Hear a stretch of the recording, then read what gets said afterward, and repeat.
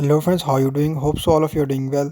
And in this quick tutorial, I'm gonna show you how you can fix Bluetooth connection problem or Bluetooth not working or not pairing problem in your Vivo Y33s. So before just starting video, don't forget to subscribe and also press the bell icon for my latest videos. Let us start the video without wasting any time. So to fix Bluetooth not working or Bluetooth connection problem in your Vivo Y33s, simply first of all you just need to tap on settings. So first just tap on settings icon and do the same and watch complete video. Hope so this will fix your problem.